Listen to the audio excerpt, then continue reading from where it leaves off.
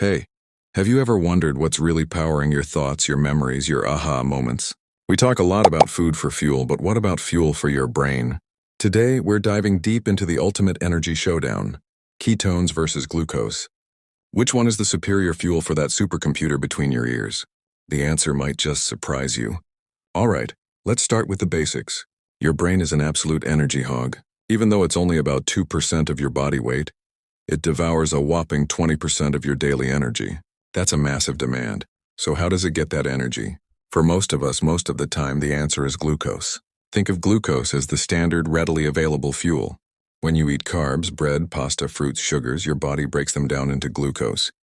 This glucose travels through your bloodstream and your brain happily sips it up all day long. It's reliable, it's fast, and it's the brain's default setting. It's like the regular unleaded gasoline for your car. It gets the job done. But what happens when the glucose pump runs low? Maybe you're fasting, or you've adopted a very low-carb diet like the keto diet.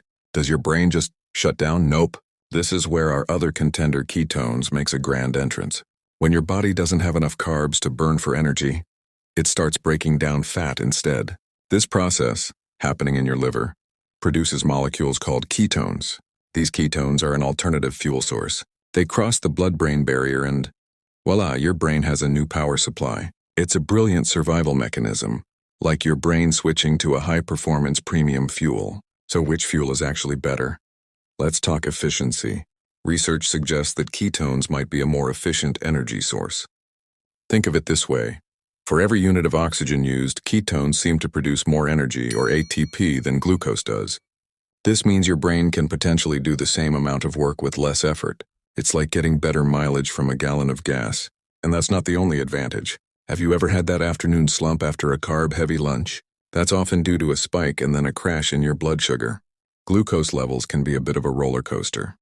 Ketones, on the other hand, provide a much more stable and consistent energy supply. People on a ketogenic diet often report a feeling of sustained mental clarity and focus, without those dramatic energy peaks and valleys. No more 3 p.m. brain fog, but wait, there's more. The benefits might go even deeper. Emerging science is exploring the neuroprotective qualities of ketones. They seem to reduce inflammation and oxidative stress in the brain, which are linked to aging and neurodegenerative diseases like Alzheimer's and Parkinson's. It's like ketones aren't just fuel. They're also a maintenance crew, helping to protect and repair your brain's delicate machinery. Now, before you throw out all your bread, let's be real. Switching your brain over to ketones isn't like flipping a switch. This adaptation process, often called keto adaptation, can take time, anywhere from a few days to several weeks. During this period, you might experience the dreaded keto flu, with symptoms like headaches, fatigue, and irritability, as your brain gets used to its new fuel.